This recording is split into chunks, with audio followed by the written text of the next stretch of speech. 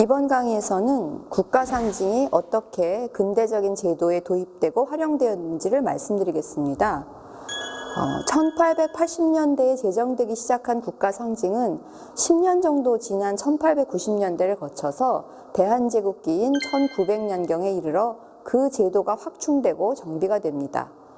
그리고 이러한 국가 상징은 대개 근대적인 제도에 도입이 됩니다.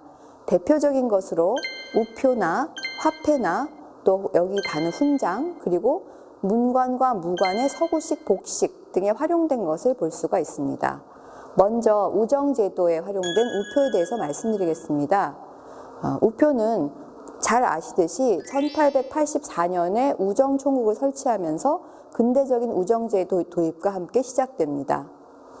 우표를 사용하는 것은 통신체계를 근대화하고 만국 우편연합에 가입하여 세계 통신체제로 편입하는 것을 의미합니다.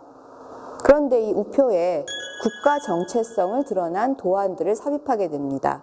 그리고 이러한 도안들은 세계 각국 여러 나라의 수집가들이 활발하게 수집하기도 하였습니다. 그러한 예를 좀 살펴보면요, 우표의 사용은 영국에서 1840년에 먼저 시작이 되었는데요.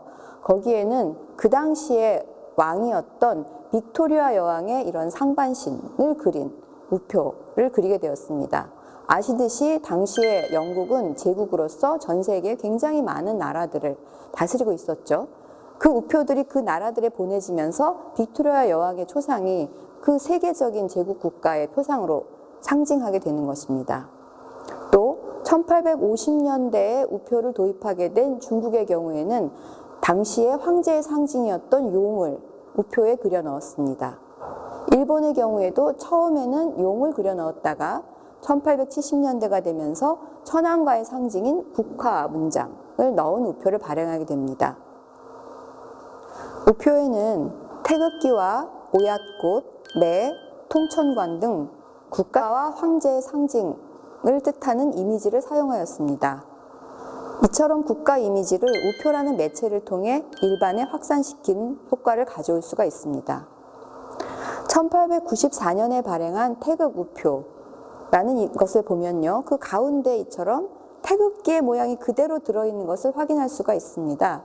그런데 재미있는 것은 발행된 것은 아니지만 1884년에 이 모양으로 우표를 발행하려고 했었던 원래 그렸던 도안이 남아 있습니다. 이 원도는 실제로는 남아있지 않고 인천부사라는 자료에 그러한 도안이 있었음이 수록되어 있습니다. 그리고 그것이 10년 뒤에 태극 우표를 발행할 때 거의 그대로 활용을 하게 된 것이죠.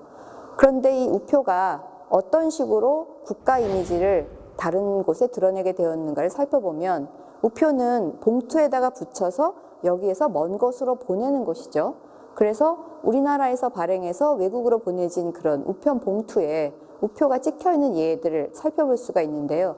한 예로 이러한 봉투에 우표가 붙어있고 주소와 도장이 찍혀있는 것을 살펴보면요, 지금 보시듯이 이 봉투는 주한 미국 공관에서 발송을 해서 워싱턴, 도장을 보면 워싱턴이 찍혀있는데 워싱턴을 거쳐서 가는 곳이 미국의 디트로이트입니다. 그러니까 서울에서 출발해서 홍콩이나 일본을 거쳐서 이 봉투가 도착을 하겠죠. 그래서 워싱턴과 디트로이트를 거쳐가는 동안 이 우표에 찍힌 태극기의 모양을 보게 되는 것이죠. 또 다른 엽서의 예 같은 경우는 제물포에서 이것이 보내진 도장이 찍혀 있습니다. 이것이 홍콩을 거쳐서 오스트레일리아로 발송된 것입니다. 1903년의 엽서인데요. 이처럼 우표에다가 대한제국의 국가 상징을 넣어서 국가 이미지를 전 세계로 확산시킬 수 있는 그런 효과를 의도한 것이라고 할 수가 있습니다. 여기 이화 우표가 찍혀진 엽서의 예를 보셨지만은 이화 우표라고 하는 그 우표에는 그러나 이화 문양만 있는 것이 아닙니다. 이화 문양, 곧 오얏꽃 문양인데요. 이 우표를 13종이나 발행이 됐는데 자세히 보시면 가운데 태극, 그리고 양쪽에 오얏꽃이 있는 경우, 또 오얏꽃과 태극이 위아래로 있는 경우가 있어서 이 오얏꽃과 태극의 문장이 국가 상징 문양으로 나란히 같이 쓰였음을 우표를 통해서 확인을 할 수가 있습니다. 두 번째 예는 도안이 삽입된 근대 화폐 예입니다.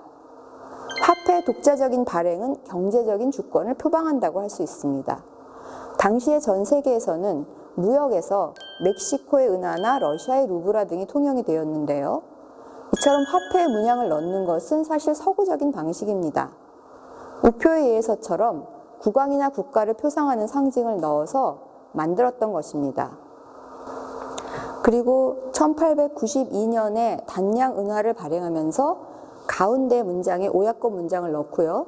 양쪽에 오약꽃 가지와 무궁화 가지라고 생각되는 가지의 문양이 등장하게 됩니다. 이런 식으로 국가 상징하는 문장들을 골고루 넣었고요. 그 다음에 다른 주화 예를 하나 더 보시면은 독수리 문양 주화라고 부르는 것이 있는데요. 이것은 1901년에 로한 은행이라는 데서 발행한 것이고 실제로는 통용되진 않았다고 합니다. 그런데 이 주화를 보면 그 전에 주화에는 가운데에 용이 그려져 있는 그런 그림이었는데 그 자리에 독수리를 넣었습니다. 이 독수리는 러시아의 루블화에 머리가 둘인 독수리와 상당히 유사한데 날개를 이렇게 활짝 펼치고 있고요. 그 다음에 가슴에 팔개와 태극이 있습니다. 그리고 양쪽 다리에는 홀과 지구위를 들고 머리에는 크라운을 얹고 있는 그런 모양을 하고 있습니다. 이 러시아 루브라와 유사한 이 주화는 더 따져나가다 보면 러시아 황제의 문장에서부터 비롯된 것임을 알 수가 있는데 이처럼 독수리의 문양을 응용하여서 주화를 만들므로써 황제의 권위를 표상하려고 했던 것이라고 생각이 됩니다. 그런데 이 독수리 문양은 우표에 가면 또 다른 변형을 일으키면서 의미가 달라지게 됩니다. 지금 우표는 독수리 우표라고도 하고 매 우표라고도 하는 것이 1903년에 발행된 것이 있는데요. 그 우표의 원도를 보면은 독수리 문양 주화와 유사한 모양의 무늬가 있습니다. 다만 머리에 있는 크라운은 사라지고 없습니다. 그런데 이것이 실제로 발행된 예를 보면은 머리가 작아지고요. 날개가 조붓하게 되고 그 발 모양이 되게 단아하게 만들어지게 되는데 어떤 우표 수집가들은 이것을 매우표라고 말합니다. 근데 이것이 매가 될 수 있는 이유는 훈장 중에서 자응장이라는 훈장이 있습니다. 문관에게 수여하는 훈장인데 응자가 매응자지요. 그래서 그 가운데 그려진 것이 매라는 것을 확인할 수가 있는데요.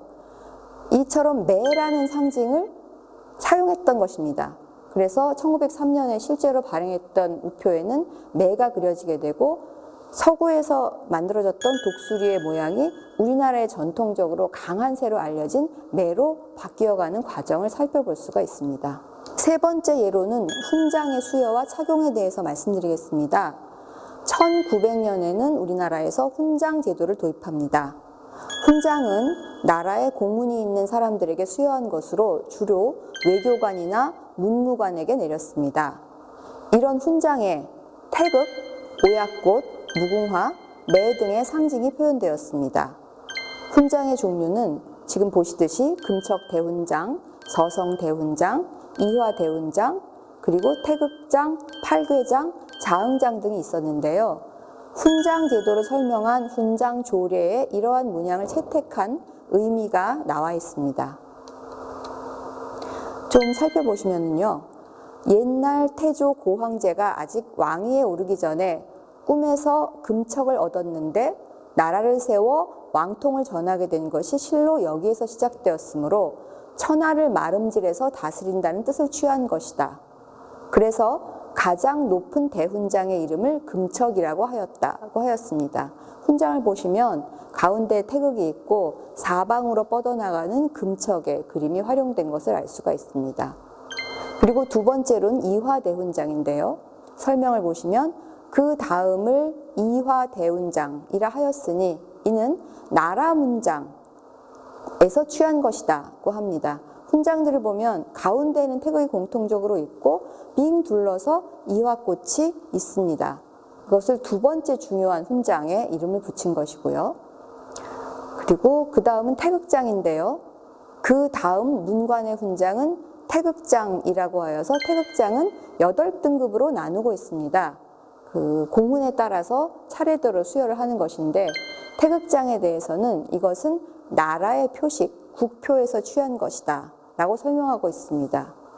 그리고 네 번째로 무관에게 수여하는 자응장이 있습니다. 설명을 보시면 그 다음 무공도 8등급으로 나누고 자응장이라 하였으니 이것은 고황제에 빛나는 무훈에 대한 고사에서 취한 것이다 라고 하고 있습니다. 태조가 매처럼 용맹하고 날쌔서 고향에서는 용맹한 사람을 매에 비유해서 얘기했다는 것이죠. 그래서 황제의 권위에 매라는 상징을 넣는 것을 이러한 데서 가져온 것을 알 수가 있고요. 이러한 문양들을 채택한 방식을 살펴보면 근대적인 제도의 여러 매체의 문양을 활용하지만 그 의미는 전통적인 맥락에서 가져오고 있음을 알 수 있습니다. 그것은 대한제국이 조선의 문화 전통의 맥을 이으면서 근대 국가의 틀을 갖추어 나가고자 함을 시각적으로 보여주려는 의지였다고 하겠습니다. 국가 상징이 활용된 마지막 예로 서구식 문관 대례복을 살펴보겠습니다. 대한제국에서는 1895년의 군복을 1900년의 문관 대례복을 서구식 양복으로 바꾸는데요. 문관 대례복에는 이 가슴에 무궁화 문양을 자수로 새겨 넣도록 했습니다. 이 옷은 외교관이 먼저 착용하게 됩니다. 지금 문관 대례복이 남아있는 예들이 좀 있는데요. 지금 현재 부산박물관에서 소장하고 있는 박기종이라는 외교관의 관복이 남아 있습니다. 이분의 그 문관 대례를 보면 가운데에 무궁화가 반씩 나누어서 이렇게 있고요. 또 양쪽에 네 군데에 무궁화가 있어서 전체적으로는 7송이의 무궁화가 있고 사진으로는 잘 보이지 않지만 소매에도 있고 뒤쪽에 옷의 뒤쪽에도 무궁화 자수를 새깁니다.